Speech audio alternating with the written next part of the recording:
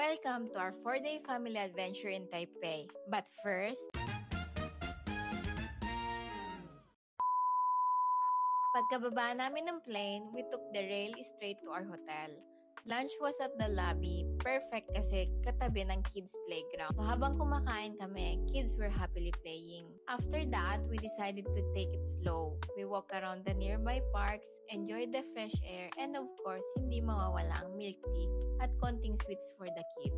By evening, we headed to Rauhen Night Market. Ang daming lights, street food, and so much energy. My father tried different foods. And natawa kami kasi he kept saying, meron din yan sa Pinas.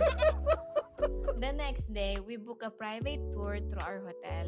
Our first stop was Yeyu Park. Sobrang ganda ng rock formation by the sea. Parang ibang mundo. After lunch in the area, we headed to Golden Waterfall. Jufan Old Street to stroll around and explore the little shops. Finally, we visited Shifen Old Street, where we had the chance to release wishing lanterns.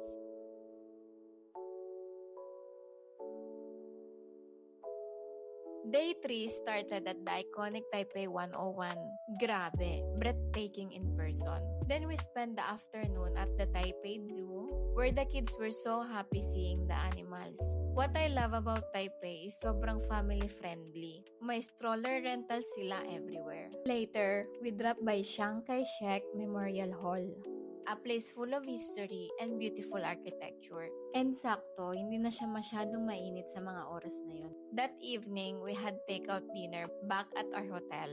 When the kids were already resting, I had a mini reunion with my high school friends at Ximending. A perfect mix of family time and catching up with old friends. Our last day had come, and as soon as the plane touched down in the Philippines, my father leaned over and said, "Yang, sana pinera mo na lang."